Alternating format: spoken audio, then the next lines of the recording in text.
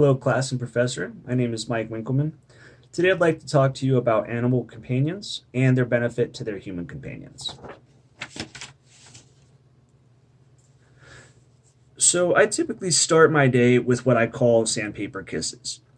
These come from my dog Shay. She's a 65-pound German Shepherd mix. I can't ever remember what she's mixed with though. It's either a Doberman or a Rottweiler. Her tongue is similar to a cat's tongue in the fact that it's very rough, but it differs in the fact that it's, roughly 3 times the size, and she can push, half her body weight behind those kisses. But regardless of how painful those kisses might be, I still love them regardless. So physical effects. Animal companions affect both physical and psychological health of humans. There's been a multitude of studies performed, from surveys to interviews to experimentation, as well as self-reported cases.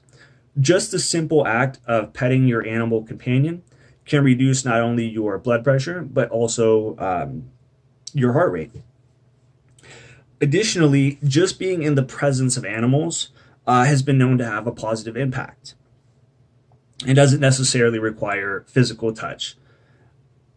In a study from the article written by Wells, they were able to demonstrate lower blood pressure responses to different stressors when animals were present. Even just video recordings of fish, birds, and monkeys help to block stressors. Wells also covers in her article that, a number of studies indicate pet owners visit the doctor significantly less than non-pet owners. They even found a reduction in headaches and colds for dogs. Colds for dog owners. So this brings me on to my next point here. And I read an article by Plevin, and it's called "How Wild Do We Want It?" Essentially what Plevin covers, he takes a fascinating look at just how wild do we want our pet companions. During the article, what he considers is that they found, coyote removal. The numbers went from 20 annually to 350 annually over the course of less than a decade. What I found intriguing about Plevin's perspective is the fact that he's considering, where do we draw the line of this animal is acceptable as a companion versus this one is a nuisance and we need to remove this from our population. So I found that quite an interesting fact to consider as well.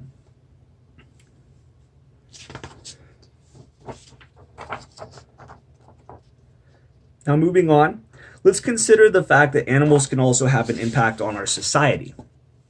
In an article I read written by Knight, she examines certain instances of animals becoming the cause of social conflict.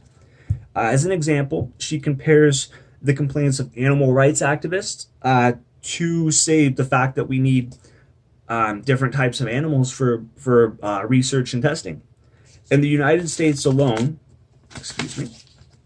let's see here, 20 million animals are used for biomedical research, and another 9 billion birds and mammals are eaten each year. So not only are they benefiting us in physical, psychological, they also provide nutrition in these certain circumstances. And then as far as biomedical research, there's limitless ways they can benefit us.